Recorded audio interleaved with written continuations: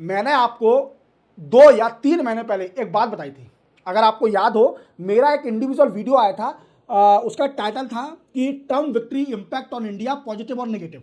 नवंबर के महीने में ये वीडियो आया था, और अगर आपको देखना है, जानना है, तो आप मेरे चैनल खोलोगे तो प्लेलिस्ट का ऑप्शन मिलेगा। प्लेलिस्ट के ऑप्शन में एक एडिटर का फोल्डर है, उसके अंदर ही आपको वीडियो मिल जाएगा।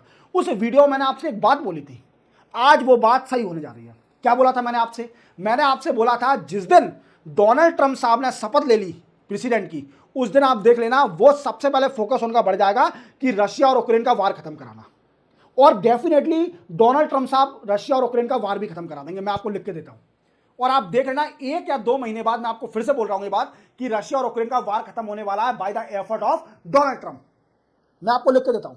और अभी आपको मालूम है कि पुतिन साहब के साथ मुलाकात हुई, और इसी के साथ अब जेलेंस्की के साथ मुलाकात हुई है, जो कि यूक्रेन के प्रेसिडेंट है। और इनसे क्या डिस्कस हुआ, और स्टेटमेंट और काउंटर स्टेटमेंट दोनों के बीच में क्या हुआ, देखो मैं आपको सिंपल रीजनल लैंग्वेज में समझाता हूं कि डोनाल्ड ट्रंप साहब ने अच्छी फटकार लगाई है जेलेंस्की को।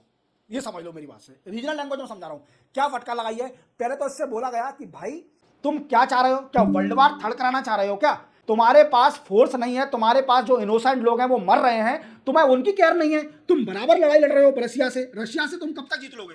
रशिया से यूक्रेन की औकात है कि जीतने की? एक छोटी सी कंट्री, वो इतना बड़ा पार्ट है, वो एक्सटेंड 3 साल हो गए इस वार को 3 साल हो गए एक्सटेंड करते हुए, बट ये घुटने टेकने को तैयार नहीं है यूक्रेन का प्रेसिडेंट। ये बराबर डोनाल्ड ट्रंप साहब से बोला कि मैं झुकूंगा नहीं, मैं बराबर लड़ूंगा।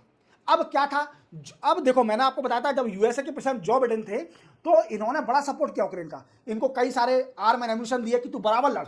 बट डोनाल्ड ट्रंप साहब थोड़ा अलग है, थोड़ा अपोजिट है। वो नहीं चाहते कि वो देरा कोई मदद करना यूक्रेन की, वो चाहते हैं कि वार जल्दी से जल्दी पीस हो जा पर, क्योंकि आप जानते हो कि इस वार के कारण जियोपॉलिटिकल टेंशन कितना हो रहा है। एक कंट्री से इफेक्ट नहीं हो रही, कई सारी कंट्रियां इससे इफेक्ट हो रही हैं, एक कंट्री इफेक्टेड नहीं है।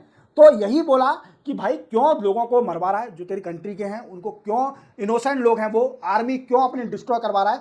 वर्ल्ड वार थर्ड की तरफ क्यों जा रहे हो? वर्ल्ड वार थर्ड हो जाएगा तुम्हारे चक्कर में, इस वार को खत्म कर दो, पीस टॉक कर लो बैठ के रशिया के संग, दैट्स अ पॉइंट।